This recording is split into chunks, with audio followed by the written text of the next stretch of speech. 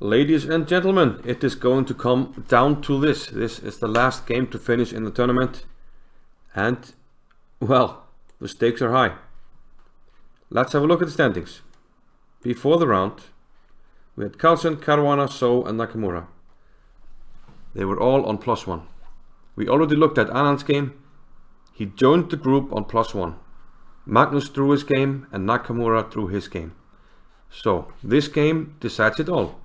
If it's a draw, we will have a tie break tomorrow with 5 players. 5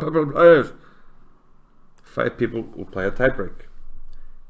If either of them wins, they are the clear winner of the Altibox Norway Chess 2018.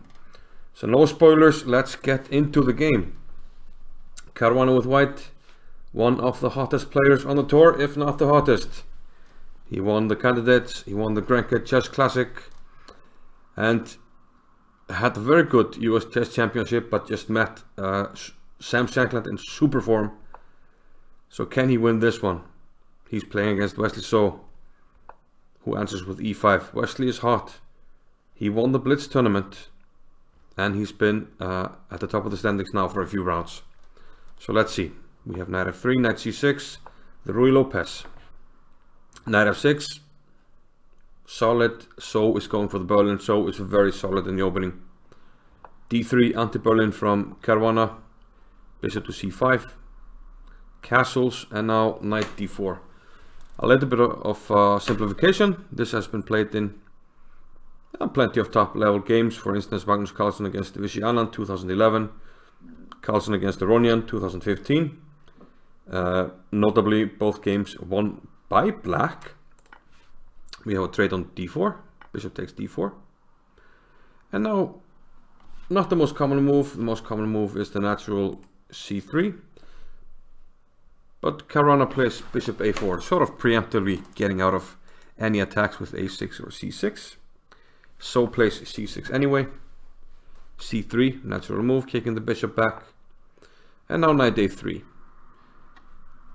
The intention is to come to this juicy square over here. In most cases. d6.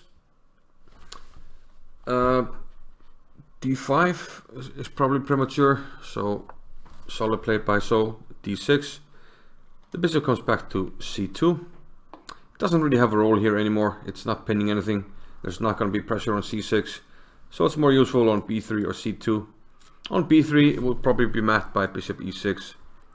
So on c2 it's protecting the pawn on e4, getting ready for an eventual d4 push. Bishop e6, queen to e2, h6, and after king h1, white has some ideas of playing f4, but So is having none of it. He prevents it and also announces some aggressive intentions of his own. g5. It looks like this will be an exciting game. No draw for you, my friend. Okay, the knight comes into c4. Black can take this and give white double pawns. It's a possibility, but players today value the bishop pair so much that the structural damage probably isn't worth it, and So elects to keep the bishop. Bishop to c7. Knight to e3. And So keeps on with the aggression. d5, setting up the pawn duo in the center. With a push g5, it looks clear that black has to go queenside, and after rook e1 he goes queen e7, and his intentions are clear. Castle queenside, attack on the king side. Knowing that the king will go to the queen side, Caruana lashes out with a4, castles, and now rook b1. He wants to make something happen on the queen side, so it looks like we are going to have a race here. d4. And now knight to f1. Maybe here So could have gotten a little bit more out of his initiative right away. He played bishop b6, but maybe he can start getting aggressive on the king side already with like move like rook d to g8 or play g4. Start to get rolling with the initiative on the king side. Instead, he played bishop b6.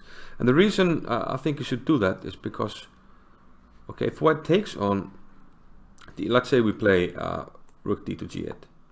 And let's get the variation color. You know, whenever white takes here, we just take with a pawn, and this just opens the bishop. This has to be favoring black. That's my feeling.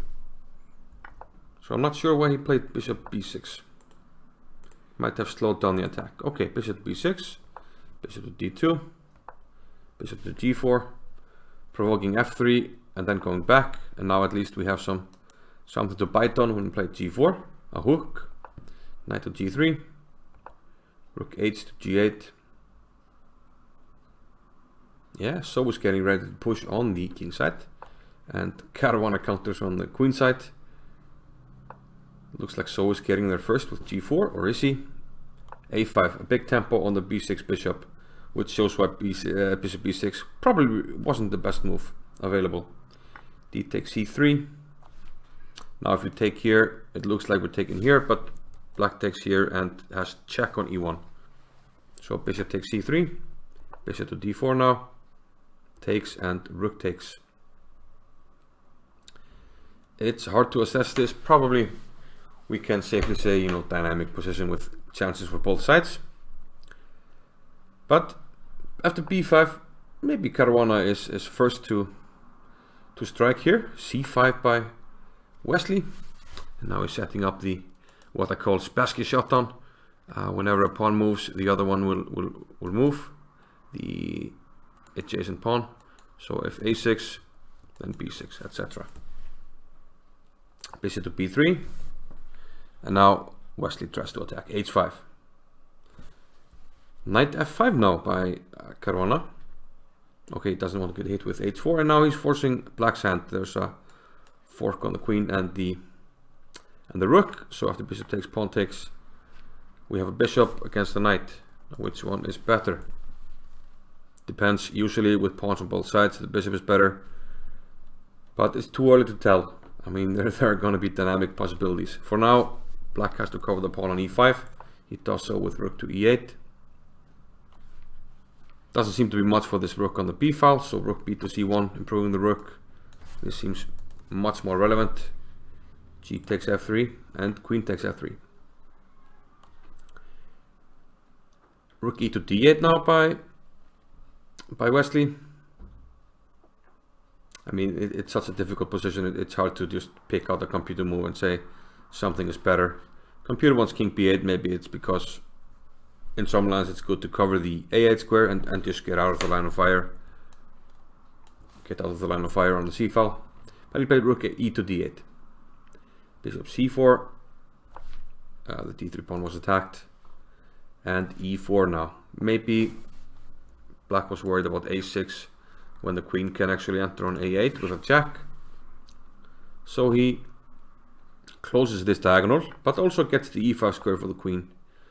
At this stage, they were in time trouble, and I think Caruana had worse time here. And we're about to see a devilish trick on the horizon for Wesley. Bishop takes f7, rook to d3, queen f2. He brings the rook into d4, attacking the e4 pawn, and bishop d5 protecting the e pawn. And now a move that looks really weird, but it's actually very clever, especially because of the time control. King to d7. To understand the move, we have to go forward and then backwards. King d7. b6 was played now by Caruana. Takes, and knight to g4. Now there's a mate threat on h2 and the queen is attacked. There are two ways to protect: queen g1 or queen h4. Let's first have a look at queen h4. Here is the devilish trick that Wesley was going for. If you play queen h4, you're getting hit with, well, can you find it? Black to move and win. Can you win the Norway Chess tournament if your opponent plays queen h4? Solution in 3, 2, 1. If you found it, very well done indeed. Rook h3. You can't take with the pawn because then you cut off the queen, checkmate. And you can't take with the queen because knight f2, winning the queen with check as well.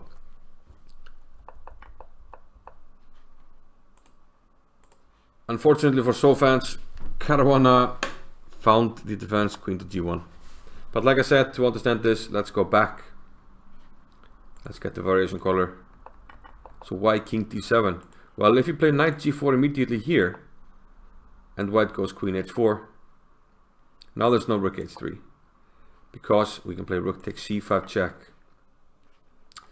And this is the difference.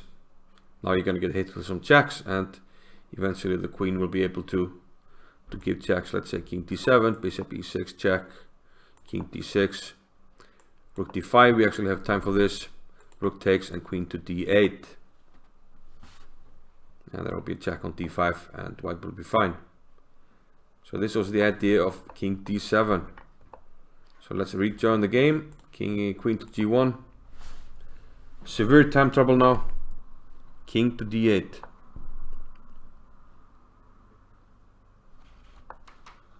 White is still better, probably winning, but black is playing for tricks. And here Caruana's last move, 40th move, and it's a horrible blunder. Best move is probably bishop takes b7. The idea is simple. We want to just make this pass pawn work. We will then move the bishop and move the pawn. For instance, rook d2, threatening knight f2 check, rook f1 covering it. We're covering the e-pawn with the bishop. Let's say knight f6, we go rook b1. If you take on e4, I just take with the bishop and you're just helping my pawn. White is winning. But Caruana played h3. Now why is this a blunder? So found the best move. Rook takes, he's not retreating here. Knight f6 is losing, but rook takes h3 is not. After g takes h3, the best move, and it forces a draw, is rook to d2. As you can see, it's a variation color, and Wesley So did not find this move, but it is amazing. We're simply threatening rook h2. Queen takes and queen takes checkmate. The only guy covering h2 is the queen. You can't cover it with another piece without losing it. So you have to go h takes g4, but now I take. And remarkably, this threat of queen h8 check, you can't deal with. Again, no rook can interpose anywhere. I'm just threatening check. And the queen can't move. You go here, it's mate on h2. So your only move is queen g2, but now queen h8 check, rook takes g2, and now queen h3. And this is simply a perpetual on this circuit. And this would have given Wesley a draw, and I see it in the tiebreak tomorrow. However, he played rook d3. The game goes on. Still not easy. He's threatening rook takes h3. For instance, white can go seriously wrong with takes, but there's rook check, and this will mate for black. Queen g3, etc. Mating in a few moves. But again, Caruana was up to the task. He played queen g2 covering h3, and after rook g3 he gave up the queen. And the difference between this and the last variation is there are no checks now. There's only one check. And now the king starts running, and it actually escapes. A little bit of shade of good bishop with the king from the game from yesterday, where Caruana won against who was it against? I can't remember. But the game from yesterday. I'm the challenger, remember me?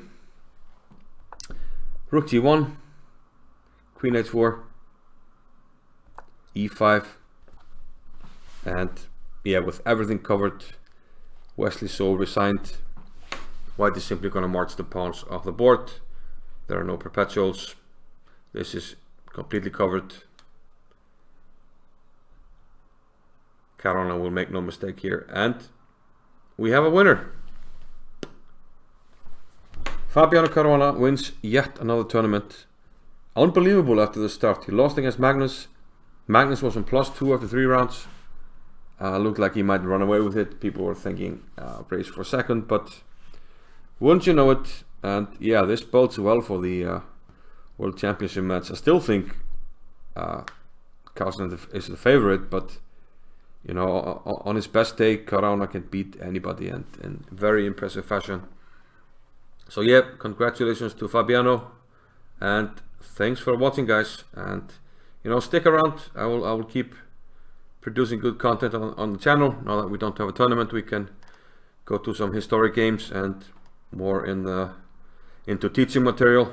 And I'll see you in the next few videos. Bye bye.